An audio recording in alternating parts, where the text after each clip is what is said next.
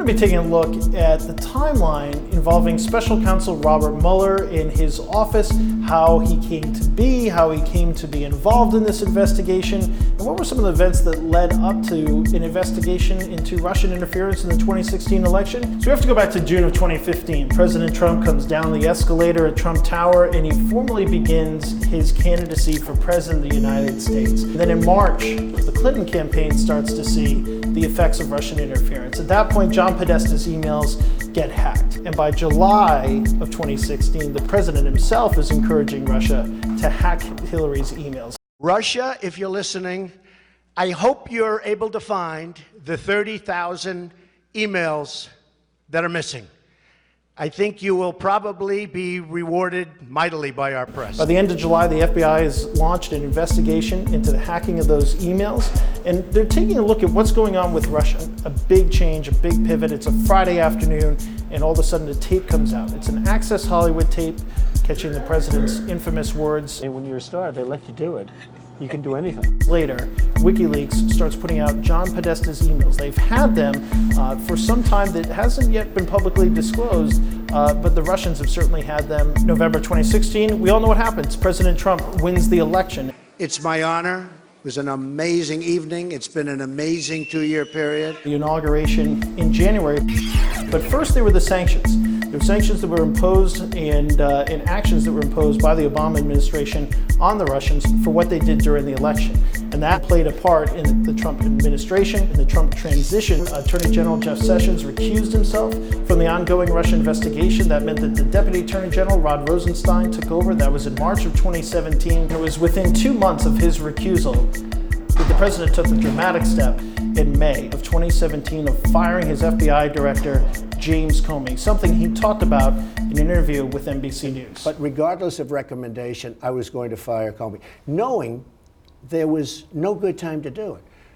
And in fact, when I decided to just do it, I said to myself, I said, you know, this Russia thing with Trump and Russia is a made-up story. It's an excuse by the Democrats for having lost an election. After that firing, which really kind of ignited a firestorm as far as what the president was doing with Russia, what was actually going on with this investigation. The Deputy Attorney General, Rod Rosenstein, took the unusual step, something we hadn't seen in over a decade, of appointing a special prosecutor. But in this case, the person would be called a special counsel. And that special counsel we now know, of course, is former FBI Director Robert Mueller. And one of the things that he did first was to search Paul Manafort's home, coming up with all sorts of evidence and records that would eventually lead to the indictment of Manafort and his former business colleague, Rick Gates. And at that point, they decided to move forward with the charge, including conspiracy against the United States, all tied to work that they had done before the Trump campaign. It was work that they did while they were working in Ukraine. And then a major shoe dropped in December of 2017 when retired Lieutenant General Michael Flynn, one of the president's strongest supporters,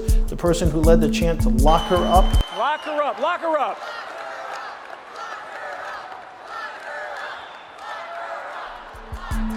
You guys are good. Not only pleads guilty to a charge, but agrees to cooperate with Special Counsel Robert Mueller.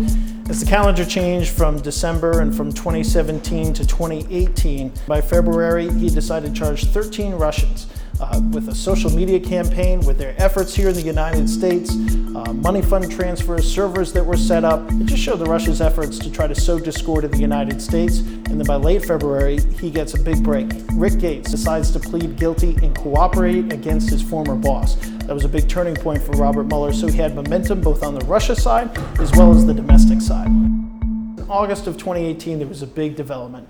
The president's former fixer, his former personal attorney, somebody who had been in the Trump entourage and the Trump Organization entourage for a long time, Michael Cohen, found himself in a New York courtroom. Cohen was in that courtroom to plead guilty. Tax evasion charges, charges tied to bank fraud, but also 2 very important charges tied to campaign finance violations, specifically payments to 2 women that said that they had affairs with President Trump, affairs that the president has strenuously denied. We're talking about Stormy Daniels, we're talking about Karen McDougal, but August was not the last time that we would see Michael Cohen in a New York courtroom. In November, we see him in a New York courtroom again. This time, though, it's a case brought by Robert Mueller. This time, it's a case for lying to Congress, and he agreed not only to plead guilty in a special counsel case, but also to cooperate with special counsel Robert Mueller. By this point, Paul Manafort had pleaded guilty. By this point, Paul Manafort had agreed to cooperate. That was another important turn in this case. And so by December, Michael Cohen is sentenced. He's sentenced to 3 years for those campaign finance violations. He gets barely any time at all for lying to Congress because he was so helpful with the special counsel's office, according to them. So the calendar turns into January of 2019, and we get the last indictment from special counsel Robert Mueller. We had Roger Stone's indictment. It did show that Roger Stone had lied and had lied to Congress, but it didn't point a specific tie between Stone and Russia with respect to coordination. It didn't show a specific tie between Stone and WikiLeaks and coordination. As we start to head toward the spring and March, Paul Manafort, arguably one of the biggest cases for special counsel Robert Mueller, he gets sentenced to prison, and by the end of March, specifically March 22nd, it was time for special counsel Mueller to conclude his case. He notified the Attorney General that in fact the investigation was over, which by law meant that there would be no further indictments, there would be no further charges. If we had had confidence that the president clearly did not commit a crime, we would have said so. Sunday, March 24th, the Attorney General sends out a letter, essentially saying there was no sign of any coordination between the Trump campaign and between the Russian government or Russia's efforts to interfere in the election. At that point, he decided that there was no obstruction, that the president couldn't be indicted. And by April, we finally see the full report. The only question that was left is whether or not Special Counsel Robert Mueller would testify, whether or not he would speak to Congress. How would that go? He addressed at his retirement press conference that he would stay within what's commonly referred to as the four corners of the indictment, meaning he wasn't going to go outside of the pages of those indictments. When he finally testifies in front of Congress, we'll see if he keeps his word, and now we'll just have to find out if we learn anything more.